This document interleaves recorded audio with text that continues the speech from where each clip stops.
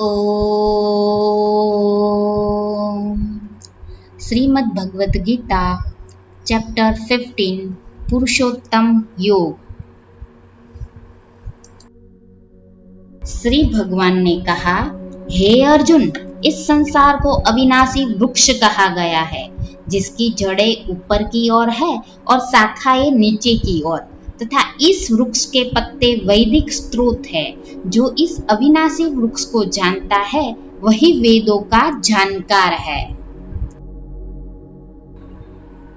इस संसार रूपी वृक्ष की समस्त योनियां रूपी शाखाएं नीचे और ऊपर सभी ओर फैली हुई है।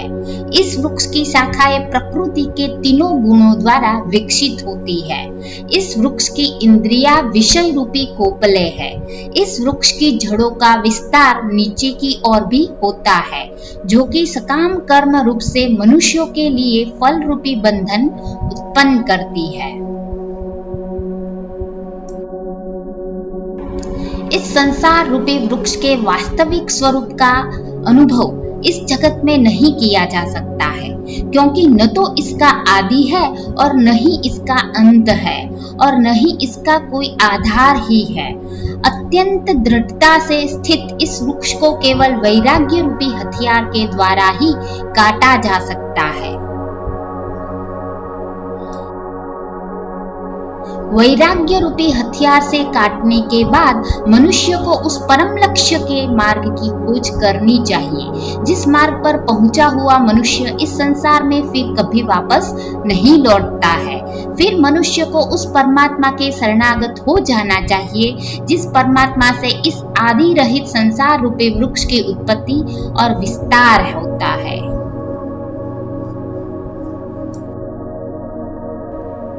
जो मनुष्य मान, प्रतिष्ठा और मोह से मुक्त है तथा जिसने सांसारिक विषयों में लिप्त मनुष्यों की संगति को त्याग दिया है, जो निरंतर परमात्मा स्वरूप में स्थित रहता है, जिसकी सांसारिक कामनाएं पूर्ण रूप से समाप्त हो चुकी है और जिसका सुख दुख नाम का भेद समाप्त हो गया है, ऐसा मोह से मुक्त हुआ मनुष्य उस अविनाशी परम पद को प्राप्त करता है।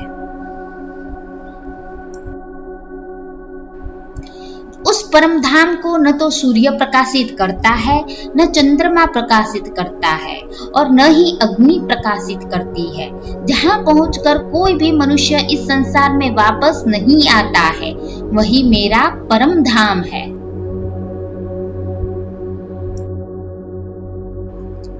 हे अर्जुन, संसार में प्रत्येक शरीर में स्थित जीवात्मा मेरा ही सनातन अंश है, जो कि मन सहित 6 इंद्रियों के द्वारा प्रकृति के अधीन होकर कार्य करता है।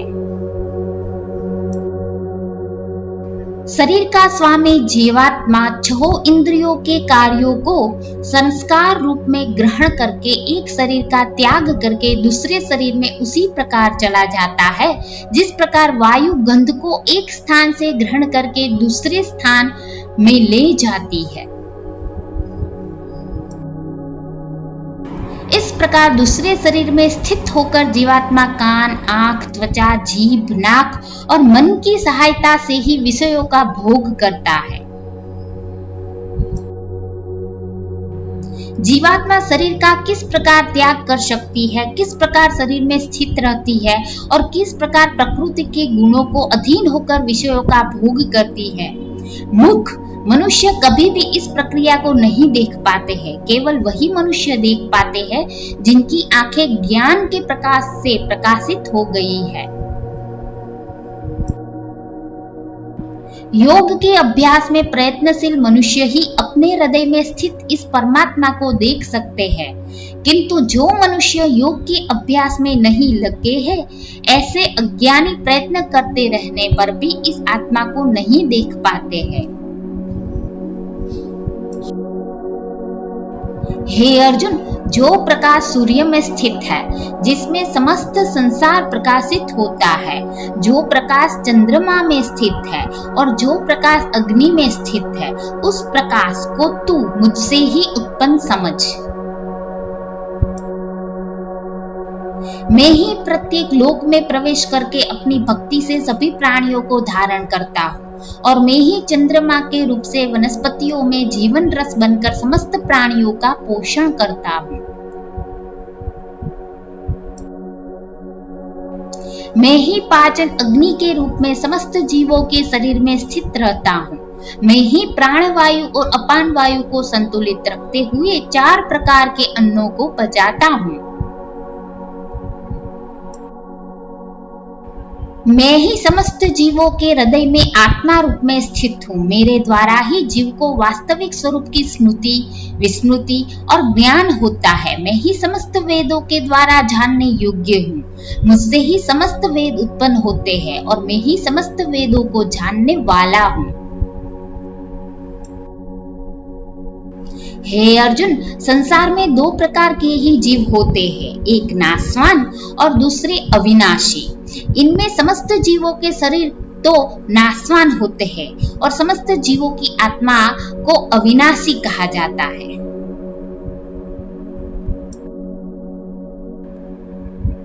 परंतु इन दोनों के अतिरिक्त एक श्रेष्ठ पुरुष है जिसे परमात्मा कहा जाता है। वह अविनाशी भगवान तीनों लोकों में प्रवेश करके सभी प्राणियों का भरण पोषण करता है। क्योंकि मैं ही क्षर और अक्षर दोनों से परे स्थित सर्वोत्तम हूँ, इसलिए संसार में तथा वेदों में पुरुषोत्तम रूप में विख्यात हूँ। हे भरतवंशी अर्जुन, जो मनुष्य इस प्रकार मुझको संशय रहित होकर भगवान रूप से जानता है, वह मनुष्य मुझे ही सब कुछ जानकर सभी प्रकार से मेरी ही भक्ति करता है। हे निष्पाप अर्जुन, इस प्रकार यह शास्त्रों का अति गोपनीय रहस्य मेरे द्वारा कहा गया है। हे भरतवंशी, जो मनुष्य इस परम ज्ञान को इसी प्रकार से समझता है, वह बुद्धिमान हो जाता है और उसके सभी प्रयत्न पूर्ण हो जाते हैं।